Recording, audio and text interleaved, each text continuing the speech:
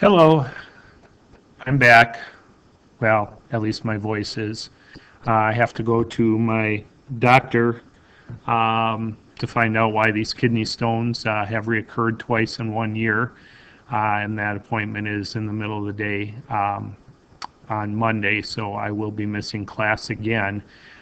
So I just wanted to make this video for you to watch and finish up on some notes and basically let you know what your assignment is. What should have been due today was the flashcards. Yes, we should be dissecting. We will be dissecting tomorrow and Thursday, and we will be talking about cranial nerves today and Wednesday. So I've kind of had to mix things up a little bit.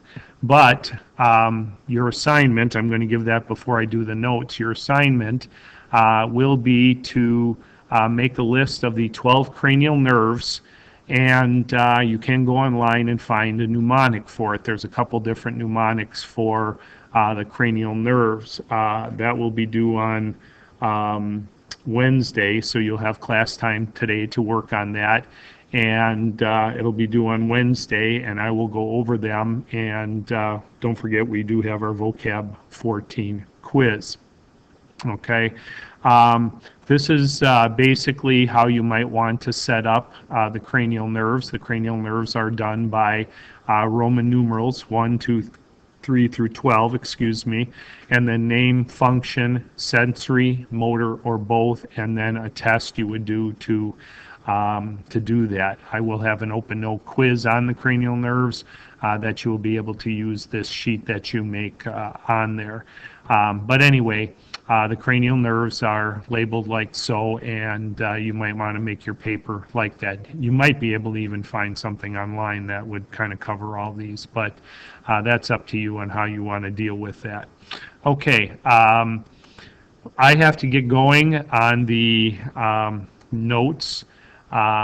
The class, period 3, I don't think we finished these slides here on 44, 45, 46, and 47 concerning the nerves. So you might want to go on there, and you have to do them for your flashcards anyway.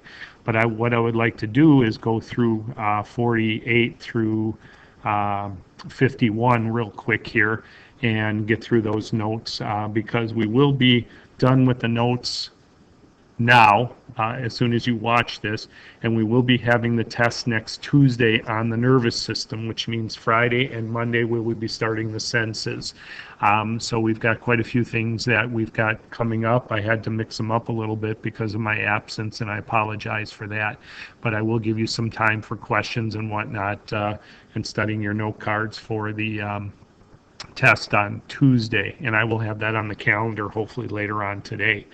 Anyway, the autonomic nervous system, we have two autonomic nervous systems, sympathetic and parasympathetic, and there's a good thinker-stinker question on the test that is associated with this. But the autonomic nervous system, most of you are sitting right now in what's called the parasympathetic nervous system. In other words, if you're not stressed out, if things aren't going bad, if your body's just chilling, you're resting and digesting. It's pretty much putting its energy into thinking and processing and whatnot. Then the other autonomic nervous system is the sympathetic nervous system. This is our fight or flight nervous system. Basically, it gets us ready for a dangerous situation like falling down the stairs or being chased by a lion or whatever, a dangerous situation. Generally, what tends to happen with the sympathetic nervous system is your pupils will dilate to let more light in, your muscles will tighten up, your heart rate will increase, your blood pressure will go up, your senses will become more aware. You'll become more in tune to what is going on in your body, so it's ready for a fight or getting out of the situation. So everything is geared towards that. It does shut down your ability to digest and relax. And this is why, a lot of people who are under a lot of stress, a lot of times their body will break down because it's always in the sympathetic nervous system when it doesn't need to be. Okay, the next slide is, this is just showing the autonomic nervous system and where the sympathetic and parasympathetic, how it affects the different organs. You probably can find, and if somebody wants some extra credit and can find a better picture than this, I couldn't get it very clear, but if you could find a clear picture that would go on here and send it to me, you can get some extra credit. The next slide, when things go wrong, we've already covered some of these in our disease packet. Well, those of you who actually did the disease packet, those of you who didn't pretty much guessed on a lot of things. Alzheimer's, dementia, which we have down here, is neuron atrophy, and atrophy means a decaying of the neurons, and as we age with disuse and problems like that, that's what they're considering dementia, because you're losing connections with the body.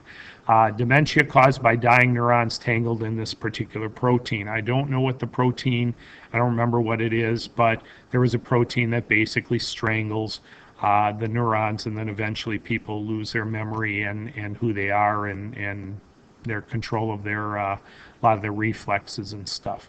CP, cerebral palsy, congenital disease, that's different than genetic disease. A congenital disease is something that happens during development, whether it's something the mother did or something that just happens because of development.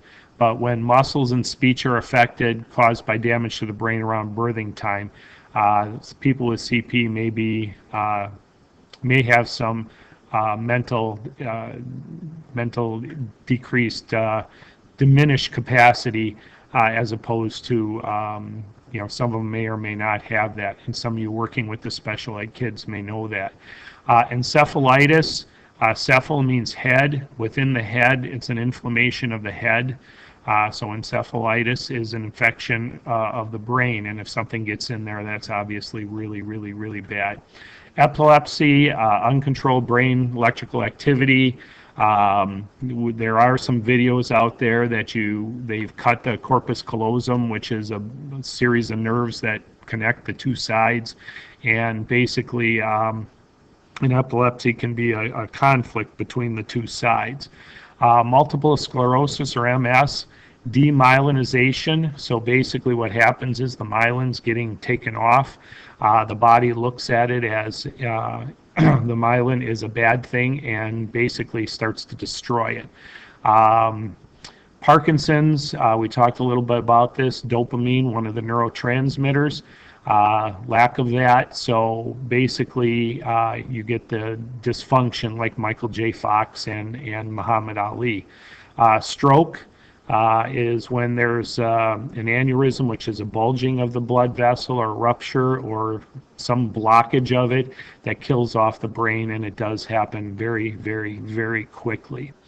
Okay, so basically those are the rest of the notes, so you pretty much have all the notes for this, for the diseases and the nervous system, and basically your responsibility is to finish these notes on your own time, or however you want to do it. Do the cranial nerves, and then also I have on the front desk, the sub should have, is a copy of a bunch of the common neurotransmitters, which may or may not be on the test, but are definitely on the final.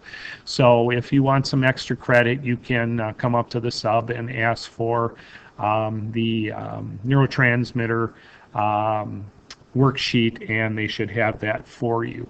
Again, if there's any questions or concerns or thoughts, please email me.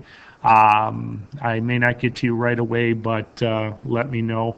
Also, if there is, look at your grades and everything, because unfortunately progress reports are due at the end of Monday. So if there is something that you don't see, basically, and it's in your folder or whatever, make sure I know that. Those of you who don't, who were late on things, I do apologize for not being here for you to make those things up, but I wish you would have made them up a little bit earlier, but Obviously, if there is a problem at home because of the getting the progress reports and not being done as soon as I get back, I will make every effort to let you make things up, and then I will personally call home and let them know that you are passing if that is affecting you at home. Thank you for listening, and we'll see you on Tuesday, and we'll be dissecting some brains. Talk to you later. Bye.